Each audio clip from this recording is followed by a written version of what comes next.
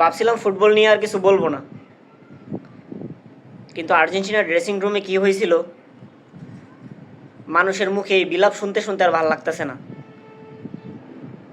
মনে হইতেছে আপনাদেরকে সত্যটা জানানো উচিত, আসলে ওই দিন আর্জেন্টিনার ড্রেসিং রুমে কি হয়েছিল।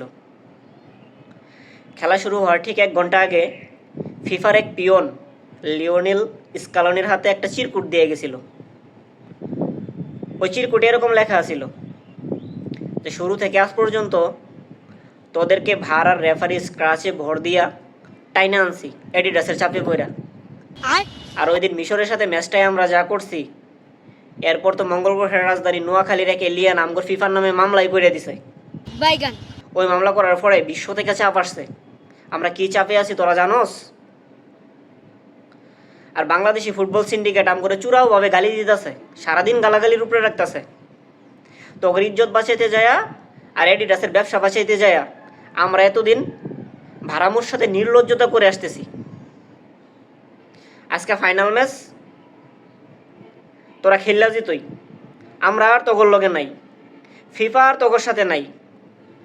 আর হ্যাঁ, খেলা শেষে বাংলাদেশের সাংবাদিকরা তো করে প্রশ্ন করতে পারে, final match you perform what happening, ready থাকিস। এটা শুনে তো স্কালোনির মাথায় হাত। বাকিরা সব বলতেছে ফলাফল যাই হোক বাংলাদেশি কোনো সাংবাদিকের সামনে পড়া যাইতো না। মেসি কইতেছে শান্ত হ তোরা, খেলায় যদি হারি নিজেরাই মারামারি কইরা সংবাদ নিজেরাই তৈরি করে ফেলবো।